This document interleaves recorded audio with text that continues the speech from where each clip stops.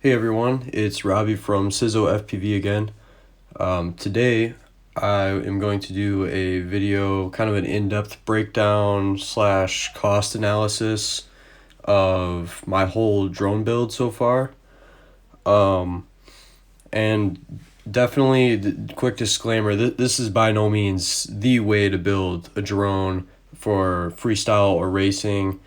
It's not the lightest, not the fastest, not the best by any means, but it's what I started with, and from my own research, what I decided to go with. So if any of you think that any particular thing on my drone is what you'd like to see, or what you'd like to use for yourself, then feel free to use any of the parts that I'm going to list here. But just know it's not necessarily the perfect build. This is by far this is all just from what I've researched myself and kind of learned along the way. Um, so first we'll start off with the drone itself. Um, so we have this frame right here. This is the anniversary edition Martian 215. So it's a pretty basic frame, kind of a tall one, and you can see it's the top mount battery style rather than the bottom mount, which is getting pretty popular nowadays. I just went with this because I knew I'd have plenty of room to fit all my electronics, and it's all carbon and everything, so it's obviously going to be light still, but it's definitely not a racer frame or anything like that. It's not the lightest frame you'll find, but it was also only $18.99, pretty cheap frame for what you get. I would recommend this frame. It's pretty easy to assemble. Everything fits, like I said, so for a first time build, you don't really have to worry about trying to cram everything in there. As you can see, I have plenty of space. I could have fit a lot more, and I'm definitely not the best solderer or anything like that in the world. So, but also, it's kind of convenient how they did the design because the arms are removable, and if you fly a lot of drones, from what I've seen other people, these arms will break off sometimes, and if these break off, you want to be able to replace them and not have to deal with having arms where you'll have the left side and the right side, and you have to buy like the certain the correct arms for each side corresponding, and you don't really want to have to deal with that, because say you break your left arm, but you only have right ones at the house at the moment, then you got to wait on the left ones to come in, and that's just not convenient. So with this frame design, you can kind of just stock up on your parts, and then when they break, and you can just replace them. So I went with this frame because I thought it would be an easy thing for me to fix and all that. And then that's just the frame there. So now we're gonna move into the stack. On the top here, I have my Bardwell F4 flight controller, and it supports OSD, which is on-screen display. I wanted the on-screen display feature because on Betaflight, it allows you to look at, say, like your milliamp hours used, or your total amp draw, or the voltage of your battery, and I thought that would be pretty useful information when you're flying. So I wanted all that at my fingertips, so I decided that I would get that. Also, this board, you don't need a power distributor. It's built into this board, so you don't have to worry about getting that in your stack as well. It just saves some space. So that's a really good thing to go with this board, so you don't have to worry about that. Also, for those of you who don't know, Joshua Bardwell, he is the FPV know-it-all, and he designs good products and knows his stuff. So this was just a safe bet all around. This is a great flight controller, and I picked it up for $34.99. And then below that on the stack, we have the 4-in-1 ESC that I got from Racer Star. It's the 35 amp one. I got that for $30.99. And yeah, I just went with 35 amps because I knew that was going to be enough. I wasn't going to be overdrawing my ESC from these motors. That was really the only thing I was looking for. I picked 4-in-1 really just because they were slightly cheaper than the having it all four from what I was seeing for 35 amps. So, I mean, I don't know function wise if I'm missing out so much if I would have picked something else, but yeah, I don't see anything wrong with it. And then for the motors, I have these Samguk 2700 kV 2206 motors. These are kind of cheaper motors, but they're a lot better than the really, really cheap ones that you can get. So these are probably the better quality that you can get for your money without getting too cheap. And these were $9.99 each. So $40 for 4 motors, that's not too bad. A lot of the other motors, they start ramping up the price to 15, 20. Yeah, it just gets kind of outrageous once you get that high. So for a first build, I really just wanted to go with something affordable but effective. So also I chose 2700 kV because which is a relatively high kV for those of you who don't really understand how that works. The kV rating basically tells you how fast the motors spin. And these spin a lot faster than other pilots such as Mr. Steel. Mr. Steel runs much lower kV, which gives them a little bit more torque. So for freestyling and that sort of thing, you want a lower kV because you'll be able to blast out of dives and stuff like that a lot easier. With these ones, your drone will be faster, but you won't have that immediate punchiness that you'll get with a lower kV. But for a beginner drone, I actually wanted something that was kind of fast, but I figured if even though it would be faster with the 2700 kVs, I would still be able to do some freestyling, just not to the extent that you see of like Mr. Steel and those guys when they do those really big dives and they got to punch out through a hole. This won't really be capable of doing that, I'm sure, because it's going to be too heavy and the kV is really high, so I won't have that immediate punchiness. But so this is kind of a personal choice. I would do your research and figure out what you want to, how you want to fly your drone before you decide what to go with for the motors.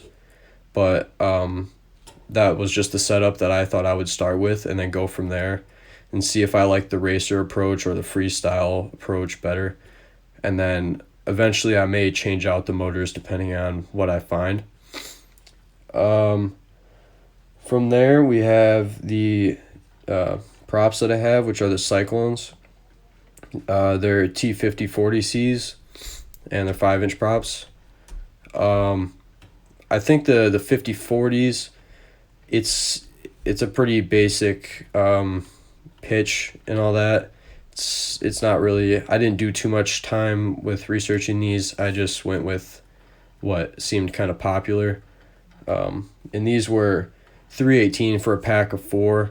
I would recommend buying several packs of these. This seems to be the most common thing that you're going to break is just the propellers. So I would buy honestly like 4 packs of them or something like that. I think they do have like a big bundle of them actually. And I would think that would be a wise investment to go with. And then I got for my camera here in the front, FPV camera, I have the CAD-X Ratel, and it's the 1.6 millimeter. This camera was really good from what I researched and experienced. The colors are pretty good. The main thing to me, though, wasn't so much the colors. It was actually the like the breakup kind of, it like granulates the video, I guess, when you fly. And I thought it looked terrible on a lot of other cameras, but this one didn't. So that was my main reason for picking this one. But this camera's a little bit more expensive than some other cameras. I don't think it's the most expensive, but it's $36.99 for the 1.6 millimeter one. I think the other two versions I think it's like a 2.4 millimeter with or without an ND filter. They're a little bit cheaper than this one, but this was the most expensive one, so I went with that. And then for my FPV transmitter in the back here, it's where this antenna sticks into. It's kind of tucked away in there. It's that little green board. Kind of hard to see it in there, but that I went with the Eachine TX526 for $18.99. That wasn't too big of a deal. I just wanted something that was going to transmit my video. I didn't really spend too much time looking at what the best options were for that. So, I would do probably more research than I did on that part, but it works. It works fine. So, but then we have this bit here on the end. So this is actually a 2-pack that you get here of the Fox Ear lollipops, and then that just replaces the stock antenna on the FPV transmitter. You don't need to do this, but I just thought it looked cool, and it was kind of an upgrade from the previous antenna. So I went ahead and did that for $19.90. So if you want to save like $20, you really can. It's not necessarily a thing you need to start flying, but it does work. So if that's something that you're willing to spend $20 on, then that could be an option. And then all of that totaled, so that's kind of like the breakdown of the whole drone itself, other than the receiver and the battery, because the receiver I got in a pack with my transmitter, so I'll come up with the price for that in a moment, and then same for the batteries. But the actual drone structure and all the electronics within itself, that totals up to $203.99. That's what I paid for all my parts.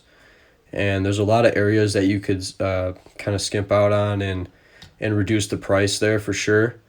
But I tried to get the best quality, but also not the most expensive stuff, but I'd say like kind of the middle ground where it's starting to get expensive. So you can definitely build this a lot cheaper than I have, but I think all these parts are quality, and that was important to me. So then kind of next here, we're going to move on from the drone itself and kind of more the accessory parts. For example, we'll start with the batteries here. You're going to need the batteries, but that's completely up to you how you do the batteries. I got 4 indestructible quads, Black Label 1500 milliamp hour lipos. They look like this. They have ADC discharge rate. Great battery for probably one of the best prices you're going to find on the market. Individually, I believe these were $18, and they kind of go on sale and changed just over time. It's kind of weird how they go, but and then you pay a little bit for shipping from indestructible quads. Shipping from them is very reliable and fast, and their batteries are great. So I really can't complain. These are probably one of the best. I think this is one of the smartest purchases that I made. I paid about $80 for 4. You can run just one if you want, so you could pay, like $20 and just have one. But I figured 4, if I got 4, I would basically just be able to fly for an hour or 2 or whatever if I just got them back up on the charger and ready to go right away. So I thought that was kind of important to me. I want to be able to enjoy my drone as much as I can, seeing as I've spent so much money on it already. May as well be able to maximize my time with it. So then, like I was mentioning before with the receiver, the transmitter that the receiver came with, I got the FSI i6X from FlySky. Yeah, it's a pretty basic transmitter, but it does everything you need it to. So there's really no issues with it. it's a pretty great transmitter really for the price. I got this for $46.99, and it does everything I need it to, so I'd recommend it. I don't know, there's more expensive ones out there, but I think for a beginner, I just don't see the need to spend, like, most of the other ones are like approaching $100. I just don't really see the point in that personally. And then that was bundled with the receiver as well.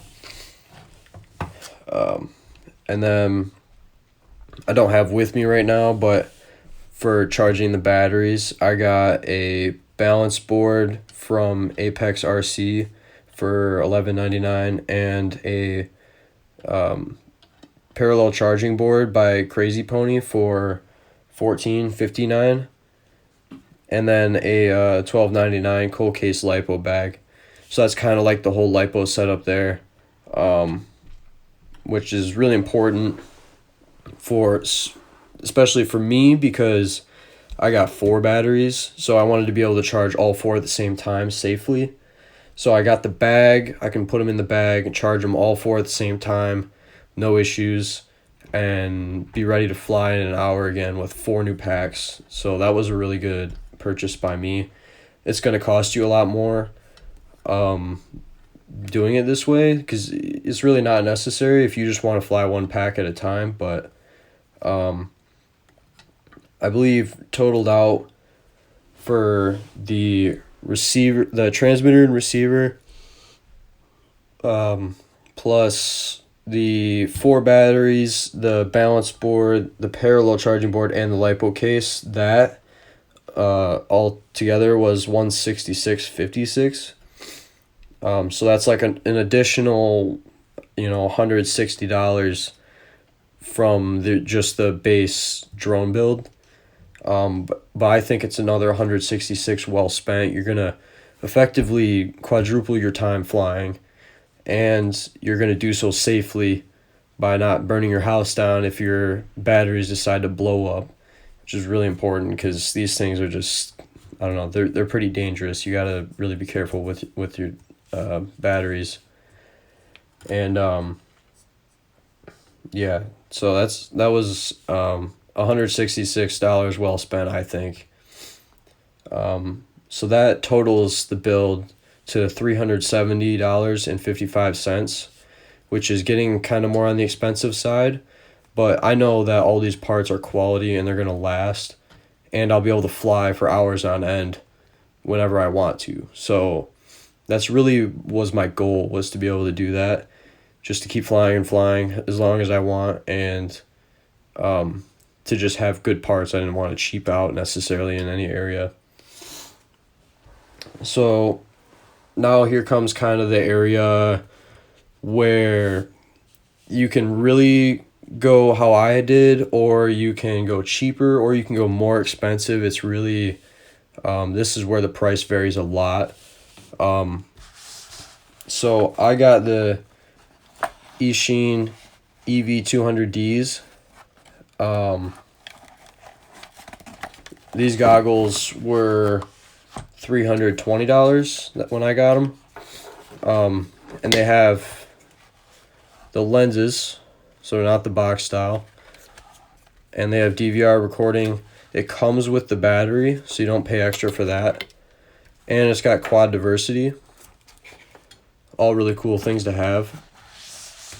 But I paid $320 for it. The box goggles, a lot of them you can get for around $100, so that you could save $200 right there just in getting a different pair of goggles. Or again, you can go double the price of that and spend a solid $600 on some Fat Sharks. So that's really up to you. I thought this was a good compromise, right about middle of the road, kind of like I did with the rest of my drone. So yeah, I think the goggles are important because you want to be able to get the best experience from what you see from your drone directly to your eyes. So I thought this was an important purchase for me.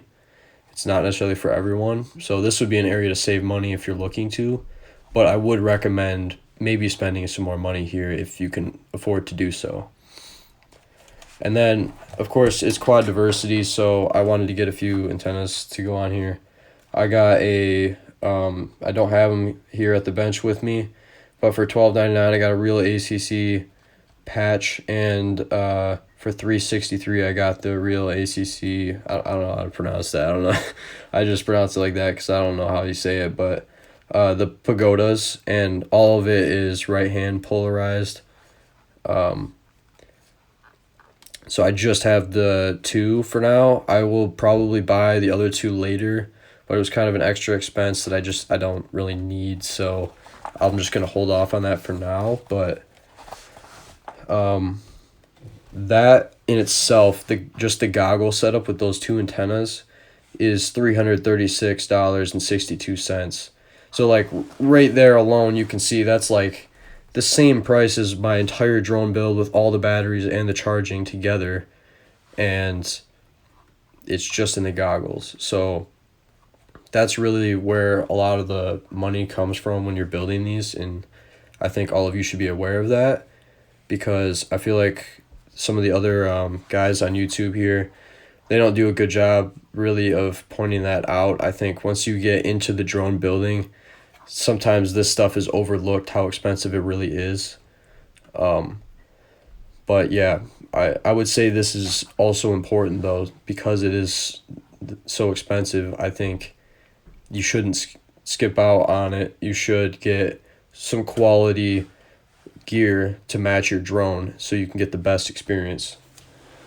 And then of course I also got a action camera for it. However, I had this already from a previous gift, and it's the Akaso EK7000 for about $60 on Amazon, I believe. It's a decent camera. It's basically just a GoPro knockoff is what it is. But I wouldn't really recommend this, actually. I would probably recommend something like the Runcam 5 or the Foxeer Box 2 or like the GoPro Session, those style. That seems to be what everyone's rocking on these drones because they're so light and small, and they fit right on the front of this with no problem. It just works so much better than these kind of GoPro-esque cameras here, the big ones. And you can get the Runcam 5 for like $100, so if that's what you're really going for is the footage, I would definitely invest in a camera like that. But yeah, once I totaled all this up, except for the camera, because I already had this, I didn't include that. And also another thing I didn't mention before, was the battery charger. You're going to need to get a battery charger as well as the balance board and all that I got. But I already had that because I used to drive RC cars, so that charger worked as well. But with everything else being totaled together, I spent $707.17 on my full drone build, including the goggles and everything. So yeah, it's definitely an expensive hobby, but I've spent the $700. I have quality parts all around. I won't need to be upgrading anything anytime soon. I'll just be able to enjoy my flying, and just when I break parts, I replace them. It'll just be, that's my drone build. And then later down the line, if I see fit that I need to change something, or I want to build a different style of a drone, then I'll be able to do that, because I'll hopefully just be setting aside money to do so. But for a beginner drone build, this is probably kind of more money than most people would be willing to spend, so that's why I wanted to make a video like this and kind of get that out there and make sure it's clear to people that if you want to have a quality drone that's going to work good for you, you're going to be spending some money. It's not a cheap buy-in to start up. You can do it cheap, but it's maybe not necessarily worth it, because things are going to break and you're just going to be replacing them anyway. So I would recommend getting a setup similar to mine, not the same. You can do definitely a lot of things differently than I have, but some of the parts I would recommend, like a lot of the electronics that I got and everything, I'd recommend almost all that for your core of the build. But otherwise, I would say motors, you can pick whatever else you want. You can go more expensive, you can go lower kV, you can do whatever you want with that, I would say. Even the camera, if you'd prefer another camera, a cheaper camera, or a better camera, if there is any, I'm not 100% sure, even though I do believe this is one of the best ones. All these things you can change, so just take my list for granted, but you can use it as kind of a advice to base your drone builds off of. So yeah, this is a complete breakdown of everything I've gotten for my drones. Full setup, cost analysis of everything. I'm thinking for one of my next videos here that I will hopefully get my first flight footage. I actually haven't even flown this yet, so that'll be a cool thing for an upload. Yeah,